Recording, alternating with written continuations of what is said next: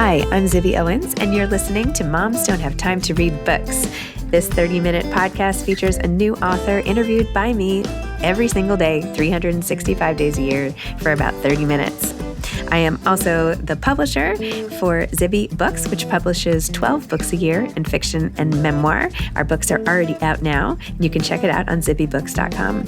And we have a magazine called Zibby Mag, where we have lots of wonderful essays and lifestyle features. That's at zibbymag.com. We have classes at zibbyclasses.com. And I recently opened a bookstore in LA called Zibby's Bookshop at 1113 Montana Avenue at 11th Street in Santa Monica. I hope that you are able to enjoy some of our other offerings. But this here podcast is the basis of all of it and started in 2018. And no matter what I do, this is basically my favorite thing. Enjoy.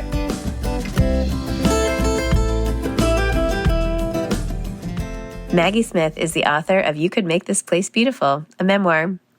This is actually one of the book club picks that I have selected for Zibby's Book Club. You can go to zibbysbookclub.com and join the virtual club, or we're starting chapters all over the place. So if you are interested in starting a chapter, just go to the website, check it out, and fill out the quick form, and I will get back to you with a whole PDF of what you need to do next. We're really excited to be partnering with so many people. But anyway, our club is going to be reading Maggie Smith's You Could Make This Place Beautiful, a memoir. She is also the author of Good Bones, The Well Speaks of Its Own Poison, Lamp of the Body, and the national bestsellers Goldenrod and Keep Moving, Notes on Loss, Creativity, and Change.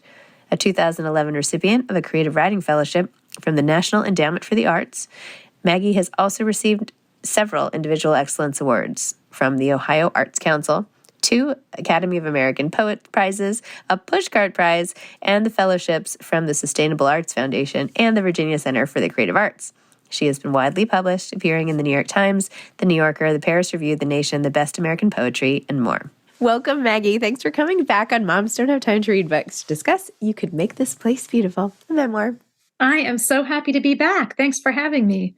I have to say, when I even heard you had written a memoir, I was like, I can't wait to read this. And then I saw your gorgeous cover, which is like outstanding, amazing. Yeah. I mean, so amazing. I'm sorry I don't have it in front of me. Yeah, but there it is. It's kind of beyond. And then I started reading it and I could not stop. I was like, I'll just dip into it. That's why I thought this podcast was a while ago, because I read it like as soon as the advanced copy came. I was like clearing the decks, have to read this, inhaled the whole thing. It was so good. Oh my gosh. So anyway, congratulations. Absolutely loved it. Loved everything about it. Thank you. I love when I hear that people like gulped yes. a book down. So yes. I'm glad you did. See, there you go, using the nice language, figurative language. So, okay, well, for those who have not, maybe they aren't familiar with your poems and maybe they haven't read the back cover and they don't know what You Could Make This Place Beautiful is about. Could you explain it a little bit? Yeah, I mean, I'm primarily a poet. I've been primarily a poet my whole adult life, and yet not everything will fit inside a poem, or at least not one of my poems, which tend to be pretty brief. So the memoir is, maybe the best way to think about it is like my book, Keep Moving, was sort of about pressing forward through a really difficult time, which for me was my divorce, though it came out during the pandemic. So I think it was just a tough time for everyone. And this book is really more looking back and kind of a reckoning with the past and an attempt to find myself again and sort of recover myself in the process. I think a lot of us wake up in middle age in particular and are sort of like, how did I get here? Like what choices or paths or forks in the road or opportunities I took or opportunities I didn't take led me to this particular point in my life. And for me, the memoir was about sort of reckoning with the end of my marriage and trying to figure out the who am I now piece, but also like the who have I always been piece, right? I don't know. I think about we talk a lot about midlife crisis as being a midlife thing, and the opposite of crisis is like recovery. So I think of this book as like a midlife recovery of self or return to self, which I think women in particular, I think a lot of us need that. Yeah, I like this idea of a reckoning because it's like a midlife reckoning with who we are and where we've gone and what we can do with that spot now. Now where? Yeah. But a lot of your book felt very poetic, and that, I mean, obviously, you can take the poet out of a form, or I don't know, bad joke, but you know what I mean? Like no, I'm with you. It's not a hat that I can like put on yes, or take off. Like right. I'm going to enter every piece of writing as a poet. So I probably write emails as a poet, Zibby. Like why is she writing emails in couplets? Oh, she's a poet. So yeah, I knew when I approached this book that I wasn't going to be doing it as someone else. I wasn't trying to think, okay, well, how would a prose writer write this memoir? I was letting myself do it as a poet, which maybe helps explain the structure a little bit. So you decided some of the chapters, if you will, are just short, like sometimes even a line, 2 lines, 3 lines, and they all sort of, some of the shortest ones seem to follow almost like their own conversation, and then you have longer ones that delve deeper into different scenes. So talk about the structure and if that just came as you started writing or how. Yeah, I mean, there was no outline. I don't think I haven't outlined anything since high school probably, but I sort of wrote it piece by piece. And then at the end of sort of the big first draft, I printed everything out and literally did what I do with collections of poems, which is spread the whole thing out on my living room floor. And I got colored markers, borrowed markers from my children, and started to kind of color code the different strands in the book. So the sort of italicized, more poetic sections and the questions and the forward moving narrative. And then really tried to sort of leaf in all the different strands together so that not one would sort of drop away for 50 pages and then surge back in. So there would kind of be these different breadcrumb trails for the reader to follow. And you're right, I used a ton of white space in this book. I was joking that I made my publisher use a lot of paper and not a lot of ink in some ways, because, and as a poet, I'm used to using white space as literal breathing room to kind of slow the reader down, and also as a space where the reader can stop and reflect and let an image or a line of dialogue or something just kind of resonate, like after a bell has been rung and it kind of hums, just to sit with things. And I knew I didn't want to spoon feed things to the reader. I wanted to respect the reader's intelligence enough that I could hand them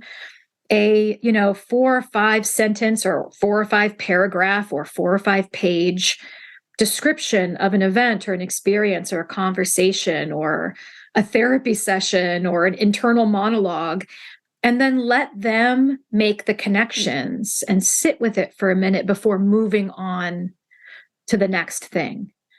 It's like prayer in a way, doesn't it? It reminds me of silent devotion now, and now we go to this, and all those same sort of beats in a service. I love that. I mean, because it's about having time to come to your own conclusions. Yep. Too, and think, okay, how does this ping off of, even if it doesn't completely match or kind of rhyme with my experience, how does it sort of ping off of something that feels familiar to me? And I think if you're barreling through narratively, it's hard to give the reader time and space to kind of consider some of those things or the connections. And I wanted to be able to do that in the structure of the book. I feel like your book also deals just so much with home and what home means and what it looks like, what it feels like, who's in it, what that does to you at different times, like what different homes feel like, and then how do you look at them again from the present into the past, and like what, where is our home? What does that even mean? Yeah, I mean, it's funny. I think we'd probably be better off thinking of ourselves as home, so that no matter where we are sort of grounded in a sense of, self and and agency. But for me personally, I still basically live in my hometown. Mm-hmm. And so it's almost, Central Ohio is sort of a character Yep. in this memoir. And, I was saying to a friend recently, there are a lot of sort of like weirdly painful things that can happen when you stay in the same place for a long time and through major life changes, right? Because you drive past a place and you remember being there with a certain person, or you just even living in my house, which, Yep. my kids have only lived in this house. And yet, on the flip side of that, and for me, the trade-off is absolutely worth it. I'm still with my people. Mm-hmm. So I still have Sunday dinner at my mom and dad's house where I lived from age 6 to age 18, right? And my sisters and brothers-in-law are still here. And if I lived in a new place and gave myself a fresh start so I didn't have constant reminders of the before times, Mm-hmm. I also wouldn't have neighbors showing up on my porch with cake when they know it's my first Christmas morning without my children here in the house. That was so And they're offering things to me. I mean, the amount that I've felt held by my community throughout the past few years, I mean, I can't even overstate it. It's enormous. Nobody gets through the tough stuff on their own steam alone. Like, it really does. It takes a village to raise kids, and it takes a village to grieve and overcome deep loss. And I feel really lucky to have home to help me through it. It's amazing. Yeah, I remember I wrote this whole essay about divorce pain because I feel like it is such a raw, painful thing to have your kids and then not have them, to have them be out of grasp and know they're okay, but just like you're prevented from being with them by divorce in some way. And it's so many people feel this, moms, dads, caregivers. And I didn't feel like it had been properly named. Like, why don't we talk about it? Like, it's such a shared feeling. And it's, obviously not compared to like actually losing a child. You can't compare it to all these big things, but it is sort of its own special breed of hell, right? That feeling. Yeah. So when 100%. I read that in your book, I was like, oh my gosh, I just like felt it through my bones, through everything. Yeah, it is. And we don't really have a lot of names for different kinds of, sort of ambiguous grief or anxiety. And I think, divorce is one of those experiences where it's a loss, but not a loss, right? And it's like, how do you talk about it? I've been thinking a lot about this. It's like, I used to say, I'm sorry when people announce their divorces, and I'm actually not saying that anymore. Unless they communicate a lot of grief and sadness that tells me that that's how I should be responding. Yep. But that's not necessarily everyone's sort of like emotional weather when they come out of their marriage isn't necessarily one of grief. And yet it's so complicated, especially if there are kids involved. Like, no one sort of comes out unscathed from it. I had people just like burst, sorry for the sirens behind us, but burst into tears when I told them about my divorce. And I realized very soon that it had nothing to do with me. This was it was the biggest litmus test or Rorschach or whatever. Yeah. Like, when you share what their reactions are says much more about their own stuff. So I was telling all these people at the time and among my friend group, and this was, I don't know, almost 10 years ago at this point, not quite that long, but like most of whom had not gotten divorced. And then I told this one woman, and she was like, she didn't like get that sad face or anything. And she was just like, oh, how do you feel about that? Just like very straightforward. And I was like, here's how I feel about it, And then I found out she had been divorced. so it came as no surprise. So to hear you say that, it's like, yes, as soon as you've been through it and you know what you're supposed to say, which of course, always keeps seeming to be the case in times of bad times. But I love that. How do you feel about it? Like, let me hear your emotional response before I put my stuff on you. Exactly. Yeah. That's good. I'm gonna borrow that if I can. You can borrow that. Okay. I'll tell her. Thank you. Oh my gosh. I mean, how did you feel about, there was a lot about your ex that had to be in this book, right? How did you come to terms with that? How did you and he sort of feel, like navigate that, if at all? Like, how did you deal with all that? Not at all. I dealt with it on my own. Okay. And really the key for me is I can only speak for myself. Yep.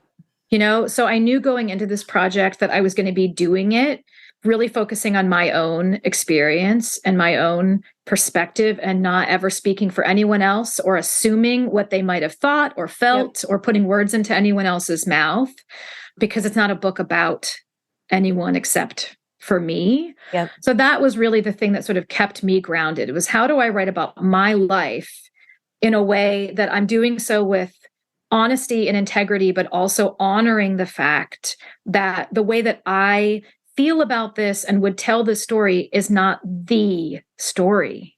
Right. And I talk about that. I mean, actually, like in the first page of the book, it's like, I can only speak from my own experience. And so this is not a book about anyone else. This is a book about me. And we all have the right to write about our own experiences. And sometimes that involves writing about other people because they're in our lives.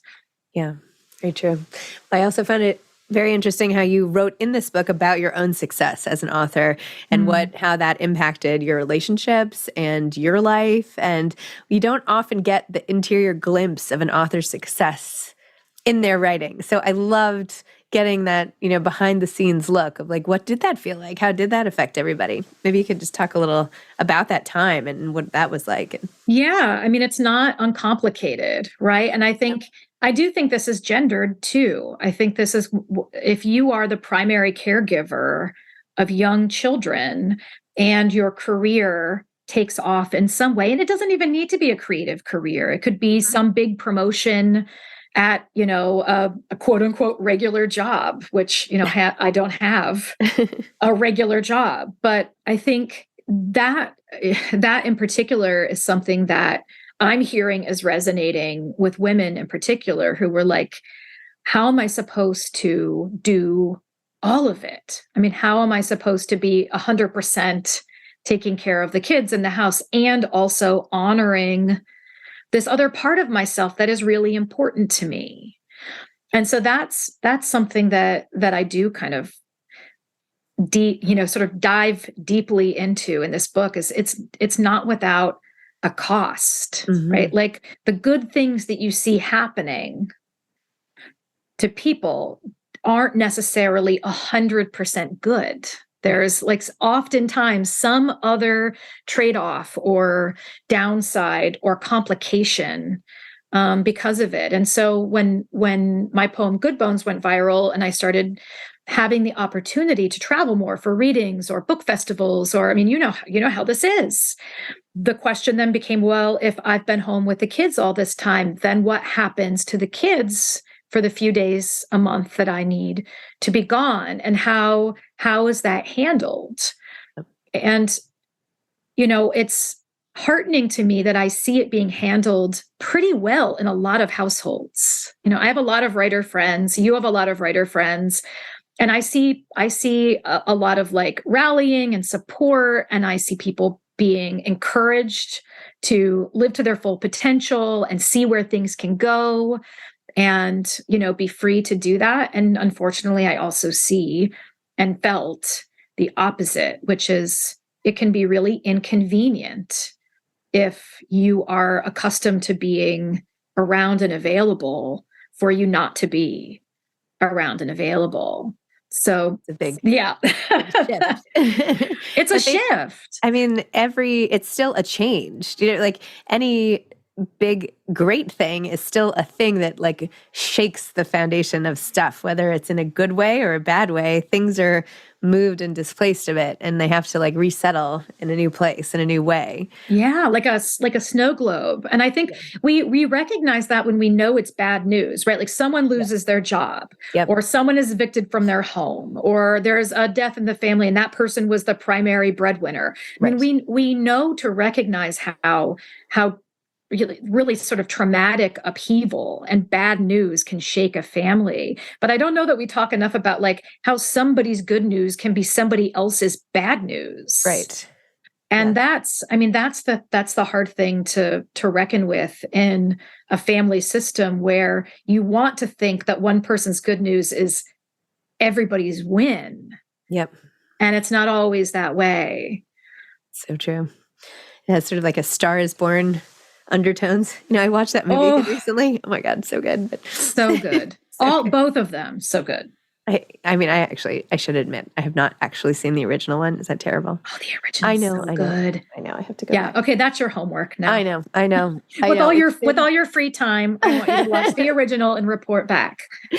Every so often, I just completely crash though, and I'm like, I have to just watch something, or and then I'm like, well, what to watch? And then I get all stressed, and I'm like, I just shouldn't even relax. now you have a default answer. If you need something to watch, there you go. Yeah. What do you do when you're like totally crashing and stressed? Do you watch movies, TV? Music? It's funny. I don't actually watch TV generally. I'm not a TV person. I'm more of a music and book person. But when my brain is just sort of mush because I've like just my output is at a max and I don't feel like I can absorb too much, my really soothing thing is to watch TV I've already watched. like start over Peaky Blinders again at the first season, or start over 6 Feet Under again at the first season. So then if it's not new to me, I'm not super invested. I can get up and change the laundry or make myself a sandwich and I don't have to pause it because I've been through this all. But there's something like oddly, or even like old Law and Order franchises, any of them. I've seen it, it's formulaic, and somehow it's soothing to just re-engage with some chips or some ice cream. I feel the same about Sex and the City. I'm like, I've seen every episode, probably twice, 20 times, I don't know. And so I could just put it on and I feel like I'm with my old friends again. And I'm not alone in it then, I see. Yeah. It's so funny. What are you writing now? What am I writing now? Well, poems when they come. And I'm so glad. Like every time one shows up and sort of taps on the window, I'm just like, I thought the last one was the last one. I'm so happy to see you. So poems, but slowly, I can't force it. I just have to wait for them to come to me. It's like a small wild creature. Like if you move too fast, you'll startle it and it'll run back into the woods. So I have to sort of just like sit with my palms open and hope they arrive and like don't find me intimidating. So poems, and then the next book I have out is actually a picture book, which will be out next winter. And mercifully, I did not illustrate it, so it's not just like Sharpied stick people. It's gorgeous. And so I'm waiting for that to happen and continuing to write poems and build the next collection sort of poem by poem as often as I can coax them away from the trees and toward me in the clearing. Oh. What is the picture book called? It's called My Thoughts Have Wings. It's coming out with HarperCollins, I think on my birthday next year, which they didn't even know. But I think it's tentatively my birthday next February. And it's really a sort of anxiety bedtime story for kids when you have those difficult tuck-ins and your kid says something like, I'm trying to think good thoughts, but the bad thoughts keep kind of shoving them out of the way. Mm-hmm. Or I'm trying to relax, but I'm worried about what about gym tomorrow? And what about my test? And what if I don't make the soccer team? And what if, which frankly, we all do. I could use an anti-anxiety bedtime story myself most nights. I'd probably get more rest. And so it's really about filling yourself up with good thoughts right before sleep. Wow. I need that personally. I have one child in particular who needs that. I can't wait for that. Yeah. So you will be helping a lot of families. I know. I feel like it's so unfair that bedtime is when you're like at your most tired and it's the most challenging. part of the day. It really is. And I think, kids are like us, which is they're busy during the day. So they're occupied, they're playing, they're in school, they're doing sports, they're doing homework, they're, busy, busy, busy talking with people. And then as soon as you lie down and your mind is quiet, that's when the little whir kicks up, because then you have all this time and space to start ruminating and fretting, and we do it and they do it. So it's really about kind of a strategy I came up with my son to kind of calm him and get him sort of uplifted before bed. Interesting.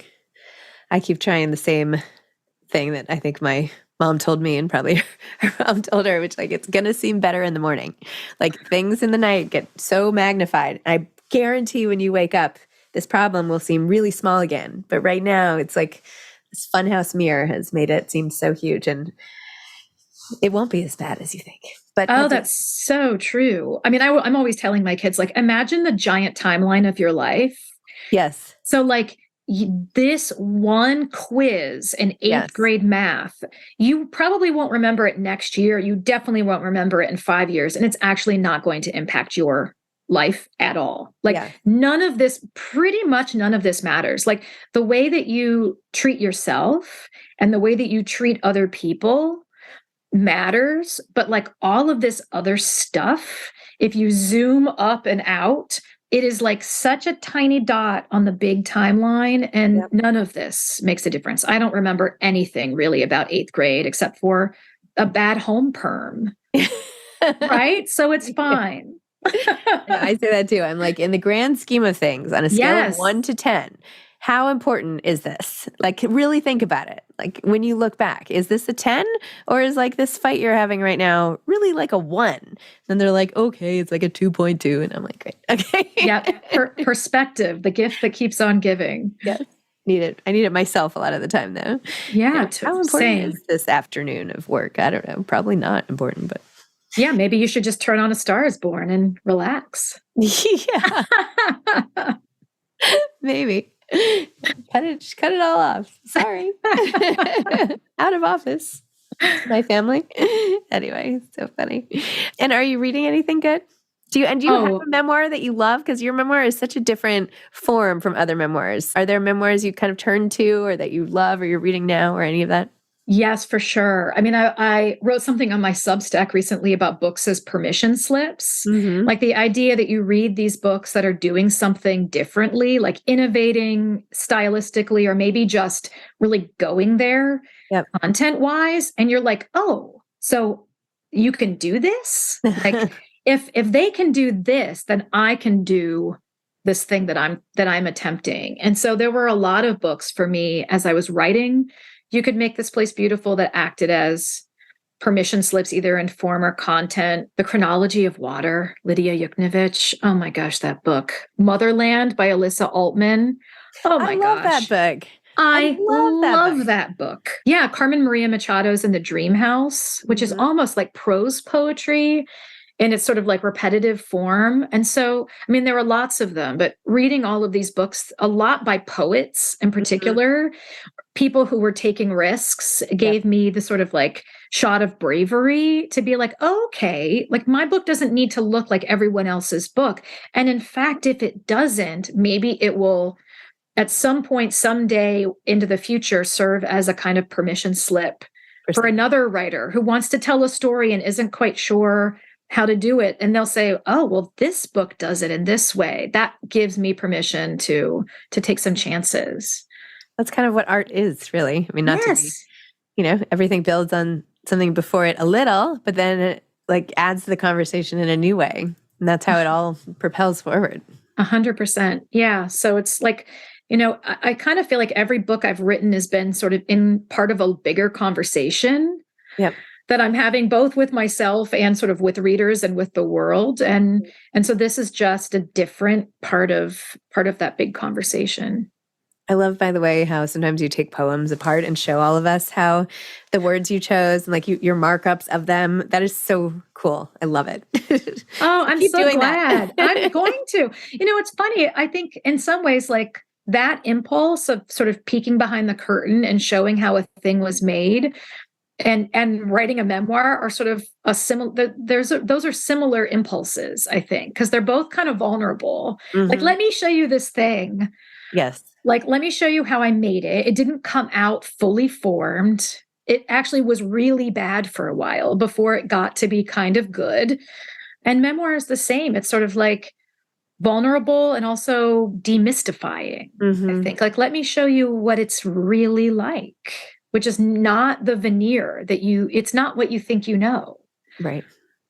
But you could make it beautiful. But you could make it beautiful and should if you can. Maggie, thank you so much. Thanks for talking. I read this book, as I said, months ago, and it's like, I just read it. Like, it's just seared in my mind. It's so powerful. And I don't know, it hit home for me in a lot of ways. And I just loved it. And I'm so glad you're coming to book club and have more people read it. And not that you would have any trouble anyway, but I love sort of ushering in things that I'm like super passionate about. So this is one of those things. Thank you so much. Anyway. All right. Thanks, Maggie. Have a great day. You too. All right. Bye-bye. Thanks for listening to this episode of Moms Don't Have Time to Read Books. Don't forget to follow me on Instagram at Zibby Owens and at Moms Don't Have Time to Read Books. Also sign up for my newsletter at zibbyowens.com and sign up for my virtual book club and meet lots of authors on Zoom every other week. Thanks so much to Steve and Ryan at Texture Sound for the sound editing. And thank you to Morning Moon Productions for providing this fantastic intro and outro music.